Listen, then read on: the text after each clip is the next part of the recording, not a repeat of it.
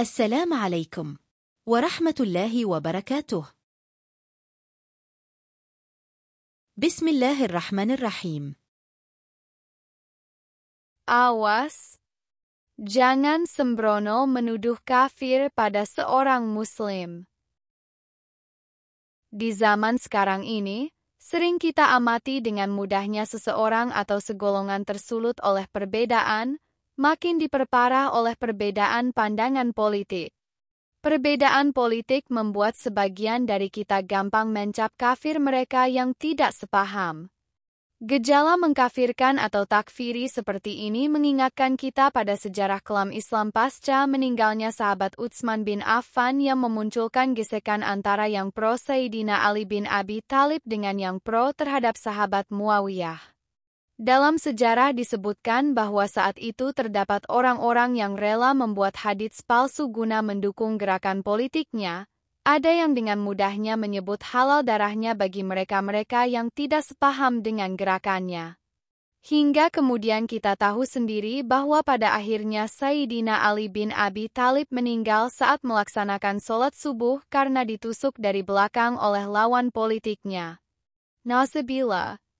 Fenomena mengkafirkan sesama muslim yang saat ini sering kita lihat di sekitar kita secara mendasar hampir sama dengan kejadian yang menimpa Sayyidina Ali yang notabene sepupu dan menantu dari Nabi Muhammad SAW.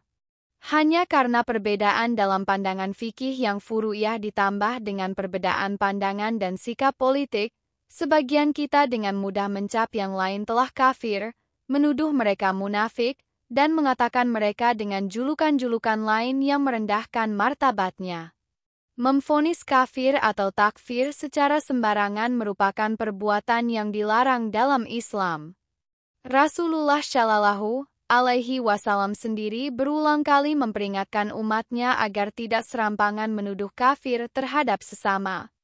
Bila keliru, maka justru tuduhan itu akan kembali kepadanya, nauzubillah. Sebagaimana diriwayatkan Ani ibni Umar radhiyallahu anhuma qala Rasulullah sallallahu alaihi wasallam idza qala rajulu li akhihi ya kafiru faqad ba'a biha ahaduhuma fa in kana kama qala wa illa wa raja'at alaihi. Muttafaqun alaih. Artinya, diriwayatkan dari Ibnu Umar radhiyallahu anhuma, ia berkata, Rasulullah Shallallahu Alaihi Wasallam bersabda, ketika seseorang mengucapkan kepada saudaranya, "Wahai kafir," maka ucapan itu akan kembali kepada salah satunya. Bila orang yang dituduh memang kafir maka sudah jelas, bila tidak maka dosa tuduhan itu kembali kepadanya. Muttafaq alaih.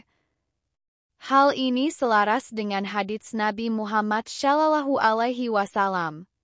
حدثنا سعيد بن منصور حدثنا أبو معاوية حدثنا جعفر بن برقان عن يزيد بن أبي نشبة عن أنس بن مالك قال قال رسول الله صلى الله عليه وسلم ثلاثة من أصل الإيمان الكف عمن قال لا إله إلا الله وأتكفره بذنب وأتخرجه من الإسلام بعمل والجهاد ماض منذ بعثني الله إلى أن يقاتل آخر أمتي الدجال لا يبتله جور جائر والعدل عادل wal imanu bil aqdar. Artinya, diriwayatkan dari Said bin Mansur dari Abu Muawiyah dari Ja'far bin Burkan dari Yazid bin Abu Nushbah dari Anas bin Malik, Rasulullah Shallallahu Alaihi Wasallam bersabda, ada 3 hal yang merupakan bagian dari dasar iman, yakni 1. Menjaga lisan dari orang yang telah mengucapkan la ilaha illallah. Jangan mengafirkan mereka sebab suatu dosa serta jangan mengeluarkan mereka dari Islam sebab suatu perbuatan.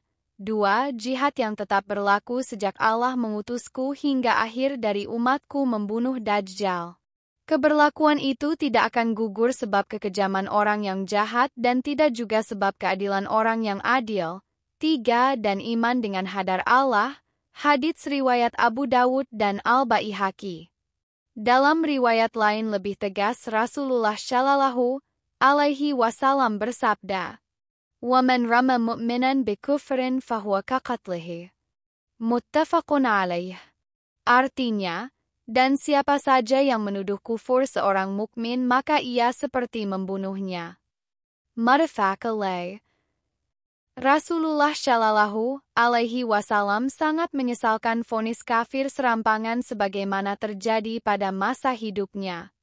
Tepatnya tahun ke-8 dari hijrahnya ke Madinah, Rasulullah Shallallahu Alaihi Wasallam mengutus sekelompok pasukan yang dipimpin oleh Abu Qatadah al-Ansyari ke Gunung Adham dekat kota Makkah untuk mengecoh musuh.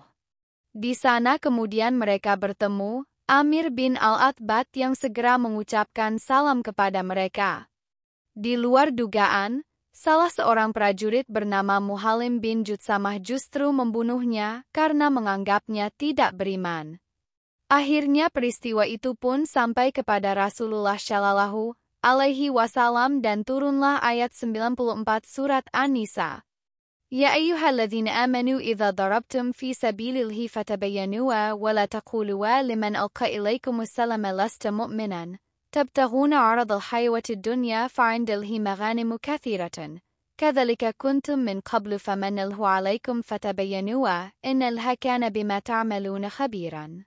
Wahai orang-orang yang beriman, apabila kamu pergi berperang di jalan Allah, bertabayunlah, carilah kejelasan, dan janganlah kamu mengatakan kepada orang yang mengucapkan salam kepadamu, kamu bukan seorang mukmin, lalu kamu membunuhnya, dengan maksud mencari harta benda kehidupan dunia karena di sisi Allah ada harta yang banyak.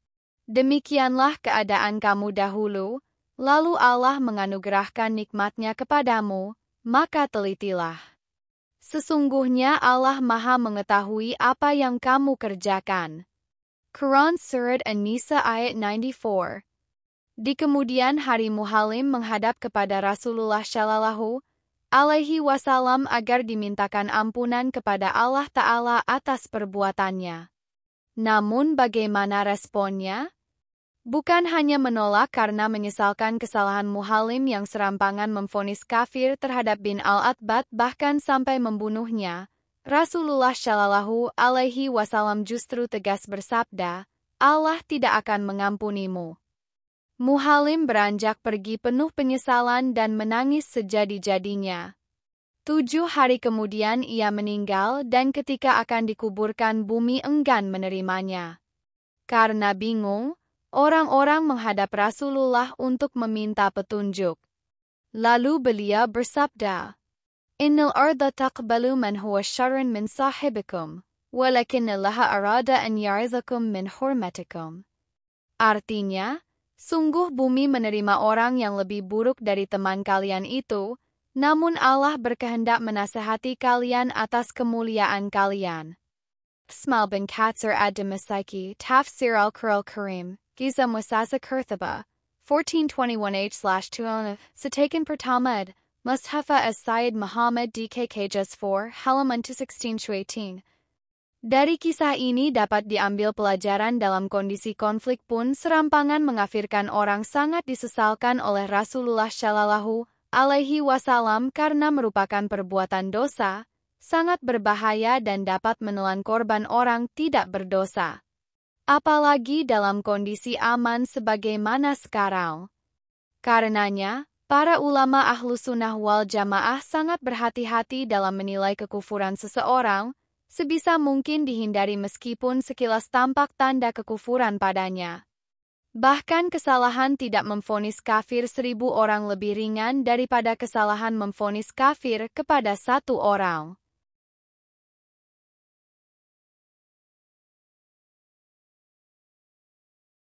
Wallahu a'lamu bis-shawab.